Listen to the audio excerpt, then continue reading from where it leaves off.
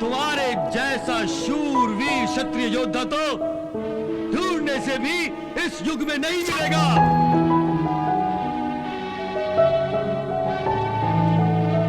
मुझे नहीं मालूम था कि तुम इतने कायर हो कि एक निशस्त्र और घायल योद्धा पर भी प्रहार कर सकते हो।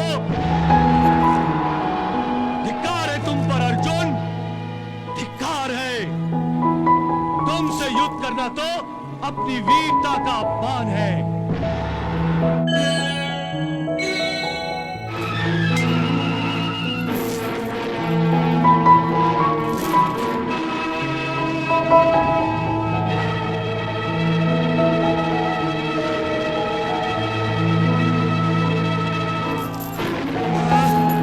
ये क्या हो गया है मुझे? अस्त्र को प्रकट करने वाले मंत्र ही भूल गया हूं। मुझे फिर प्रयास करना चाहिए।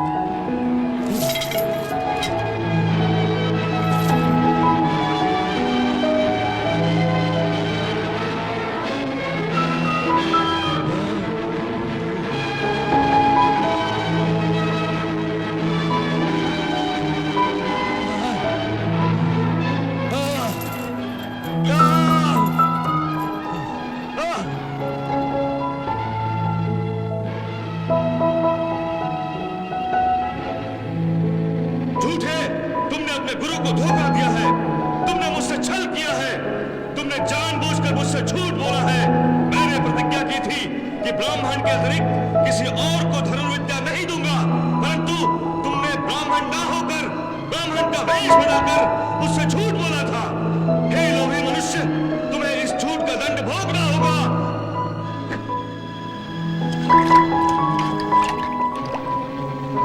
मैं भार्गव परशुराम तुम्हें श्राप देता हूं कि जो अस्त्र शस्त्र विद्या तुमने छल से प्राप्त की है, घोर संकट के समय वो तुम्हारे काम न आए।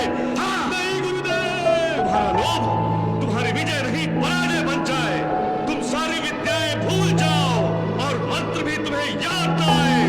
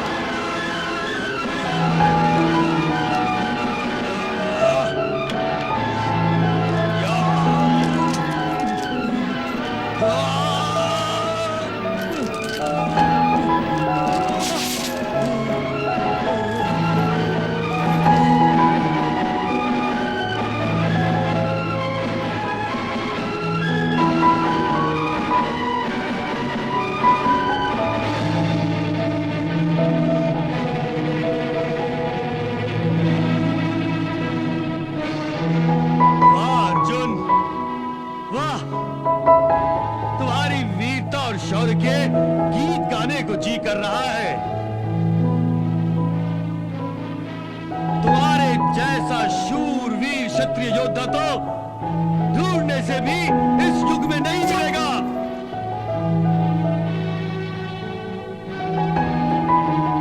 मुझे नहीं मालूम था कि तुम इतने कायर हो कि एक निशस्त्र और घायल योद्धा पर भी प्रहार कर सकते हो। धिक्कार है तुम पर अर्जुन, धिक्कार है। तुमसे युद्ध करना तो अपनी वीरता का अपमान है। क्षत्रिय योद्धाओं का यह धर्म होता है कि वे कभी अपने उस शत्रु पर प्रहार नहीं करते जिसने अपने शस्त्र रख दिए हो, या जिसकी प्रत्यंचा टूट गई हो, या वो घायल हो गया हो। लेकिन तुमने क्षत्रिय योद्धाओं के धर्म सिद्धांत को भुला दिया और इस पर यह दावा करते हो कि तुम धर्म युद्ध कर रहे हो।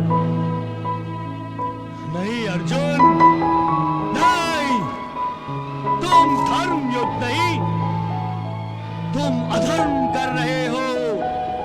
हाँ, अधर्म! सुना था कि तुम्हारा सारथी धर्म का रक्षक है। क्या यही धर्म की शिक्षा दी है उसने तुम्हें? कैसा अधर्म अंगराज?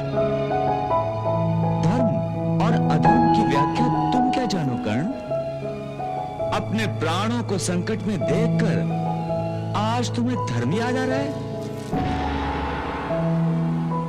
क्षत्रियों के जिन धर्म सिद्धांतों की आज तुम दुहाई दे रहे हो, उन्हीं सिद्धांतों को तोड़ा था तुमने।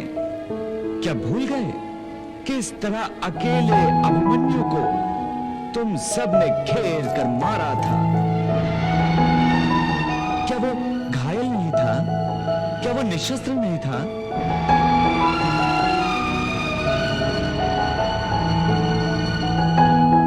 तुम अपने आप को निशस्त्र कह रहे हो, परंतु तुमने शस्त्र त्यागे नहीं है। युद्ध भूमि पर निशस्त्र योद्धा अपने हाथ जोड़कर शत्रु की शरण में आता है, तभी उसे अभय दिया जाता है।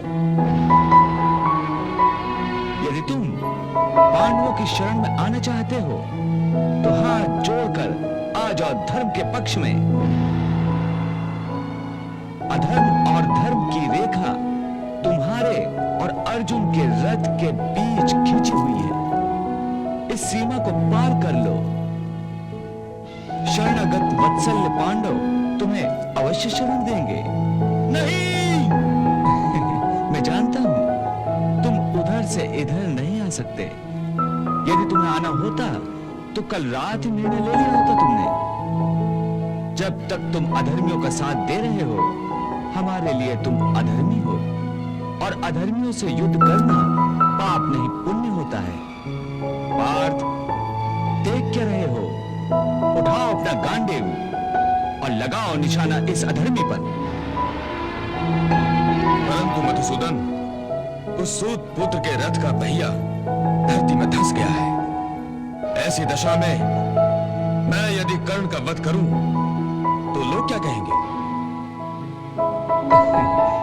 पार्थ, उसके रथ के पहिए को धरती ने नहीं पकड़ा है। ये कर्ण के गुरु परशुराम का श्राप है, जिसने उसके रथ के पहिए को पकड़ लिया है। गुरु का शाप?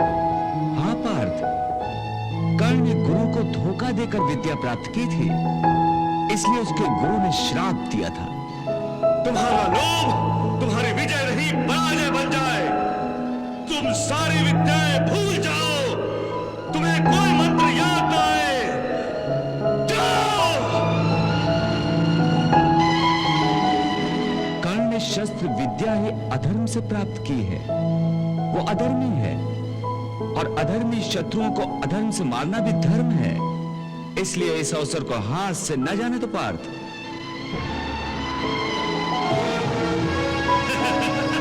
अरे ये तो 5 पतियों की पत्नी है।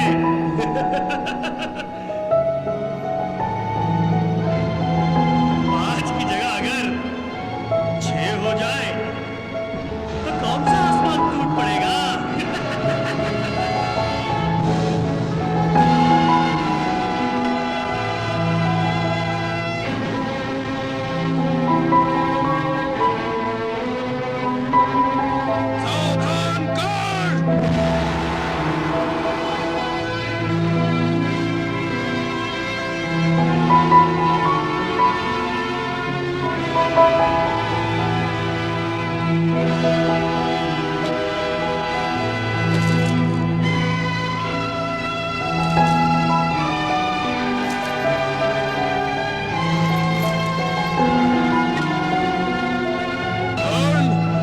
तुम्हारा अंतिम समय निकट आ गया।